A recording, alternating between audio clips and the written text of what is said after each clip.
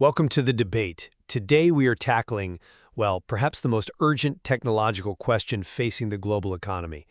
The explosive, and I mean rapid, integration of generative artificial intelligence into creative industries. We're talking visual arts, professional writing, music, even engineering design. And this shift is more than just technological. It really cuts to the heart of what we define as authorship and, frankly, fair labor. The stakes are extraordinarily high, not just for our cultural output, but for the economic stability of millions of creators. Absolutely. So the central question we have to grapple with is pretty stark. Is generative AI an unprecedented force for, say, creative democratization and amplification, lowering barriers and massively accelerating human potential? Or is it an existential economic and ethical threat that fundamentally substitutes human labor and devalues creativity itself? I maintain that the evidence it overwhelmingly demonstrates AI's proven capacity to enhance productivity and scale human creative output. It's an amplifier. And I come at it from a very different perspective. I argue that the current economic model, one built fundamentally on the unlicensed appropriation of existing human work, is rooted in a critical ethical crisis. And that crisis leads almost inevitably to mass economic substitution and, the fundamental destabilization of an artist's livelihood. The current iteration of AI is, I believe, a powerful machine for replacement. When we look at professional adoption, generative AI is demonstrating what we in the field call extraordinary performance expectancy. What that means is, when experts actually test it, they find the tool significantly improves their ability to get high-quality work done and done quickly. So AI functions not as a replacement for the human expert, but as a kind of accelerating collaborator that allows experts to shift their focus away from that labor-intensive execution and more toward high-level intellectual strategy and curation. We see this everywhere. Consider Pixar. They're integrating generative AI into pre-visualization and storyboarding. What used to take days of manual asset creation to visualize a scene or maybe test a sequence can now be done in hours. This is an immense boost in innovation velocity in these massive complex projects. The AI handles the grunt work, freeing the artists for higher-order artistic decisions. And it's not just in media. Look at engineering design. Autodesk's generative design, for example, assists engineers by generating thousands of viable, optimized, and often unconventional geometries. These processes can lead to a 40% reduction in material usage in final part shapes and structures a human designer might just never conceive of intuitively. In these scenarios, AI's value is in extending and scaling human intellectual output. Its primary role is augmentation, not substitution. That's a compelling argument for industrial efficiency. I'll grant you that. But the framework ignores the foundational ethical and economic debt. You champion efficiency, but you have to ask, efficient for whom and really at what cost? The core of the current AI landscape is built on an ethical substitution effect that directly enables the economic threat. These models, they were trained on existing human creative work, often scraped without licensing, without consent, without any adequate payment. This isn't a small issue. It's the original sin of the technology, and it leads directly to quantifiable economic danger. And the data, it confirms this fear. A study from the UOC suggests AI could automate up to 26% of tasks across key creative sectors: art, design, entertainment, media. This uncertainty generates genuine cultural resistance and this paralyzing fear of change, especially for financially vulnerable freelancers and small agencies operating with, limited funds. We're already seeing the impact on employment. The Penn-Wharton budget model clearly indicates that job growth has slowed or even stagnated in occupations that possess the highest AI automation potential, those where 90 to 99% of tasks are judged automatable. The International Confederation of Societies of Authors and Composers, CISAC, they summarize this dual threat perfectly. First, the loss of income from the unauthorized use of their works without remuneration and training. And second, the direct replacement of their traditional revenue streams due to the substitution effect.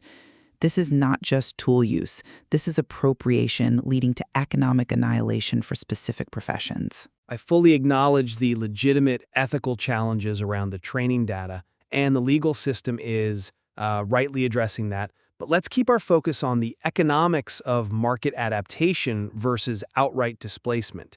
These tools are being eagerly adopted, not due to malice, but because they deliver immense, measurable market value and efficiency. The problem is that the market value you cite is generated at the direct expense of the human creator. When a corporation or, say, a brand decides to use fast, cheap AI outputs for a design because it lowers their production costs by 80%, the damage to the artist's livelihood is done. They've been economically replaced. It doesn't matter if the artist still has their creative identity, they have lost their commission and they've lost their income. We see evidence of this in the legal challenges. The Getty Images lawsuit against Stability AI, it alleges infringement of over 12 million photographs. And their claim isn't just about copyright violation. They argue Stability AI intends to compete directly with Getty and profit from market substitution, that is, replacement, not just new competition. It's an industrialized form of plagiarism being brought to market. I see why you emphasize the displacement, but let me offer a different perspective rooted in classic market adaptation. This is ultimately driven by consumer preference and efficiency. Take Netflix. They successfully used generative AI to tailor and personalize content thumbnails for individual users, and they found this personalized approach led to a verifiable 20 to 30% increase in title selections. So consumers win from efficiency, from relevance, and personalization. Furthermore, competition improves the market. Research suggests that when AI outputs enter the creative market, it adds incredible variety. And the increased competition leads to an overall quality improvement among the non-AI artists who remain. The lower quality sort of commodity artists are pushed out, sure, but the skilled creators are forced to adapt, refine their value proposition, and focus on non-commodity, highly original work. This is the Darwinian nature of innovation. But is it innovation? I mean, the comparison to general market optimization fundamentally fails because it ignores the original sin of the data. Competition is essential to any healthy economy, of course. But competition based on theft, on industrialized plagiarism, that is not fair competition. You are suggesting that artists should adapt to a marketplace where their own past work is being used without compensation to train the very tools that are now undercutting their commissions. The scale of the liability here is just overwhelming. I mean, look at the Anthropic settlement attempts following the Bards case with book authors. The proposed $1.5 billion settlement, regardless of its procedural rejection by the judge, speaks volumes. It demonstrates the sheer, staggering magnitude of liability around copyrighted materials used in training. This isn't just rough market adaptation. This is a systemic flaw built on an unfair labor advantage. Okay, let's pivot then to the enduring value of the human creator beyond commodity labor. Many scholars argue that this is simply another technological inflection point, the modern camera moment.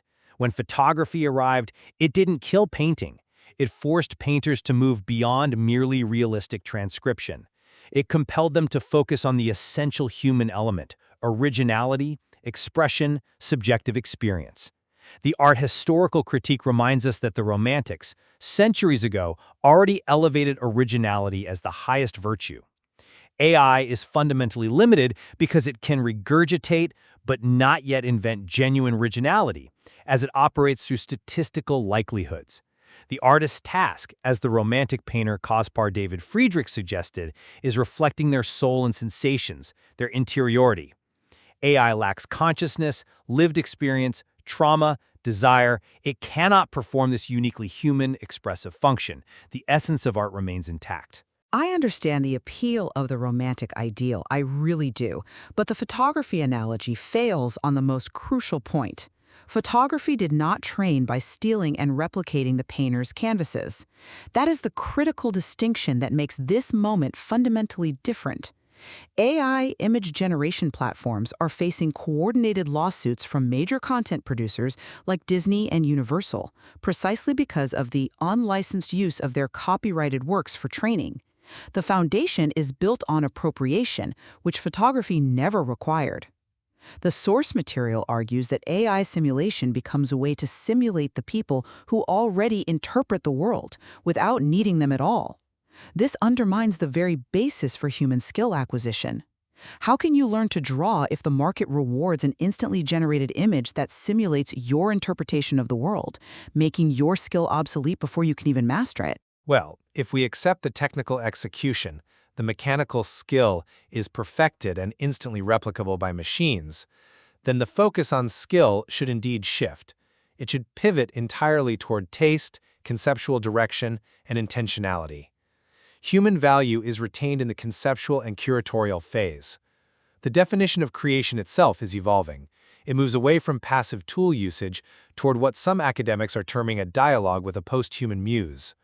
The human creator, equipped with deep domain knowledge and aesthetic judgment, interprets the machine's output, the oracle muse's answers, retaining the final authority through selection, refinement, and conceptual framing. The creator becomes the conceptual director, the highly skilled curator of machine output.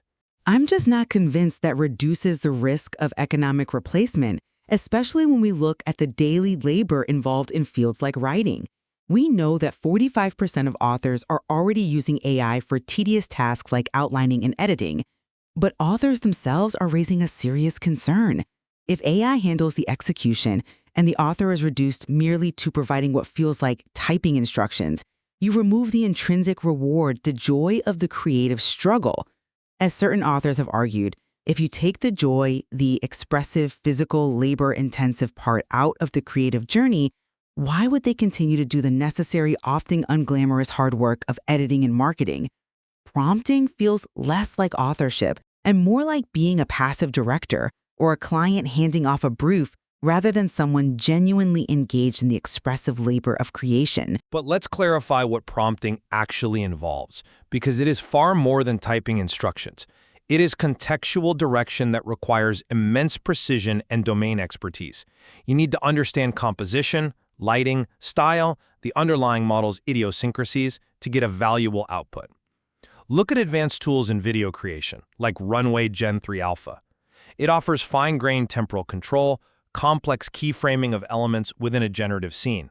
That is not passive direction. That is highly skilled, nuanced judgment. The creative decision-making power is retained entirely by the human.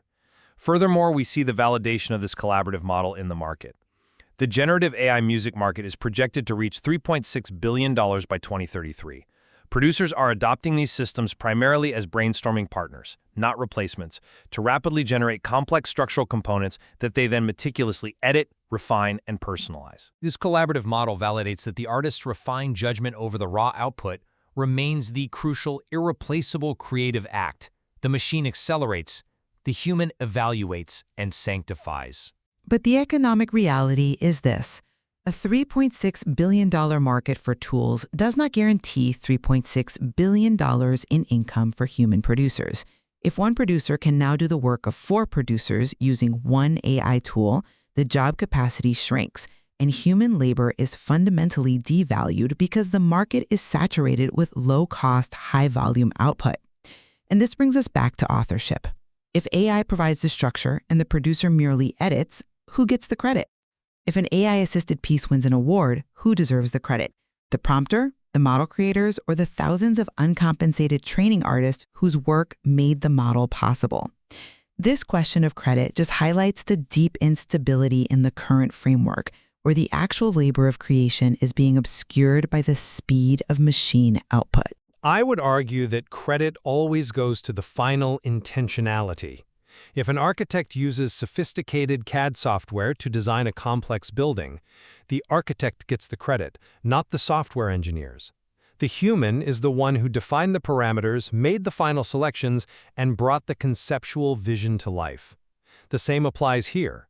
The human judgment, the conceptual intent, that's the final line in the sand.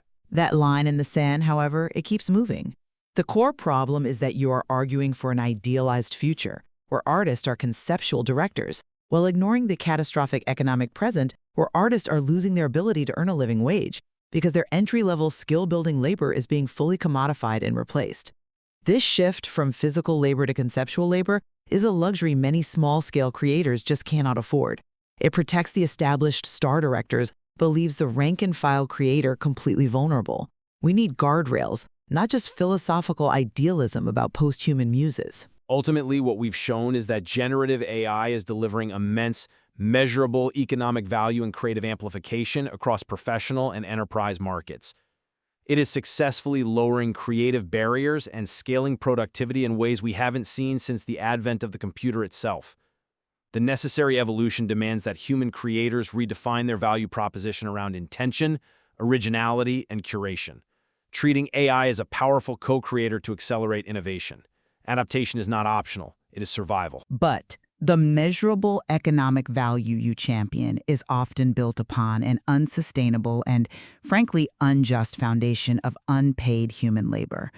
The current rush to adopt generative AI sacrifices the economic stability and ethical integrity of human creators by commodifying their past work through unlicensed training. The challenge facing us is not merely technological adaptation, but demanding robust legal and compensatory guardrails to protect art as a sustainable cultural practice fueled by genuine human labor and emotional resonance. The evidence clearly shows we exist in two parallel realities: AI as an amplifier driving massive efficiency gains in professional workflows, and AI as a potent economic threat to individual livelihoods built on a contested ethical foundation. Exactly. And the final determination of whether AI truly replaces or augments art lies in the future resolution of the ethical and compensation crises currently unfolding in our courts and through new legislation. This debate is very far from settled.